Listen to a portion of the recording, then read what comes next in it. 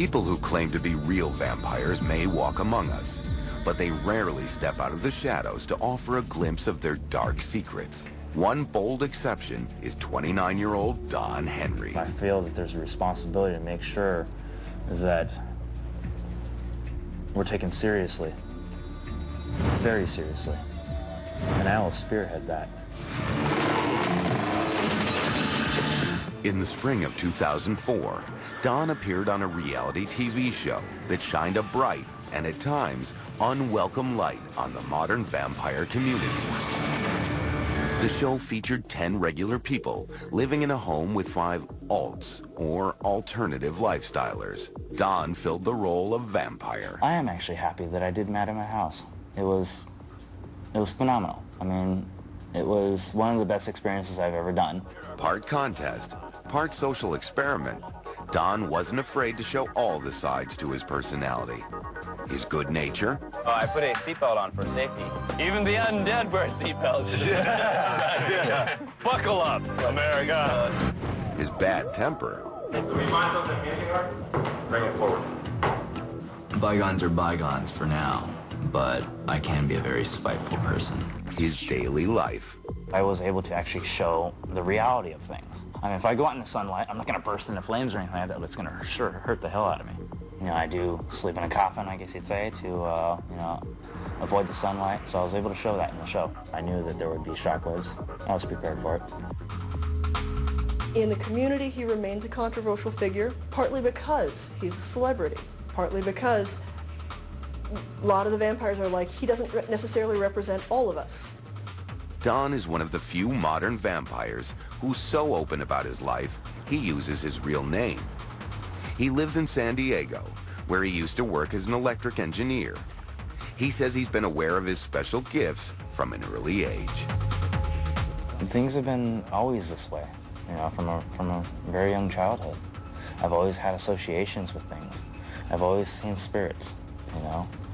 I've always seen auras. I've always gave and take energy. Don takes his lifestyle seriously, dressing every inch the part of the bad boy vampire. I have fangs simply because it is one of the traits, basically, in modern civilization that actually shows the trait of a vampire or the predatory image, although they are very useful, too, at the same time. Don isn't alone. Vampire fashionistas haunt club scenes everywhere. I've met young kids that are in the scene, and they're so like, I gotta get my teeth in my contacts. It's like if they don't have them, they can't participate. So it's a club. There's people that are into it for the scene, okay, and a lot of those are fashion vampires. They want to go have fun. They want to enjoy themselves. They want to have Halloween all the time. Father Sebastian is only 30 years old, but he's considered one of the granddaddies of the lifestyle scene. In the 1990s, he threw vampire nights at a dance club called Mother in Manhattan's meatpacking district. It was so successful, he began a career promoting vampire parties. You can have an event here with 600 vampires and just promote it within 3 days, and 600 people will show up. For these partygoers, it's all about the style. You go to a vampire party, you're gonna have an awesome time, guaranteed. Drinking blood, dressing in black, doing, you know, any sorts of acts or rituals or things like that. That just fits into the sort of lifestyle that they want to cultivate, because that's what makes them feel like free individuals, energetic individuals. One place New York City vampires go for their fashion is the Transformatorium, owned and operated by Father Lestat. If you ever actually meet a vampire, he's very charming, very regal. He's very sociable. It's just his eating habits you might disagree with. Lestat knows a lot about those eating habits, selling custom-made acrylic fangs for $100 a set. He says his clients come from all walks of life. Last week I did a judge. I found that out later. I have done lawyers. I even did this guy who turned out he works for the FBI. Today, this man named Michael is shopping for his own pair. I was always really interested in vampires and stuff like that. He picks out a style from a fang book. Then Lestat makes a mold of his mouth to ensure a proper fit. 3 hours later, Michael's back for the fitting.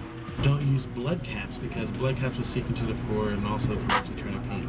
Why? Just remember to have a water chaser afterwards and brush it. A few adjustments, then the unveiling. It's not really as sharp as you would think. You have to really bite into somebody to break skin. Lestat made fangs for Don Henry and says he respects Don for his openness. A lot of people, they worry about what people think and what people might say to him. And he's one of the confident ones that just doesn't care. But many in the vampire community do care, especially when they first learned that an apparent lifestyler had landed the role on Mad Mad House. The community itself was in an uproar about him. I was not an advocate until he and I actually made contact, and we talked, and I learned that he's not just a pretender, he's not a poser, he's not just dressing up, but he actually knew what he was doing. What Don claims to do is actually feed on human life energy. It's the primary characteristic that separates a lifestyler from a quote-unquote real vampire. I take energy, I take blood, I manipulate when it comes to that time when I really need to. I can be forceful. There's other times I could be loving. It all depends. In the spotlight of national television, Don showed off some of those powers on a house guest named Noel. Just relax, seriously. With the help of two vampire friends, Don seemed to suck the energy right out of Noel's body, making him crumple helplessly to the floor. I basically drained Noel of his life force energy at that time and knocked him out. It's something that I would normally do on a self-defense basis.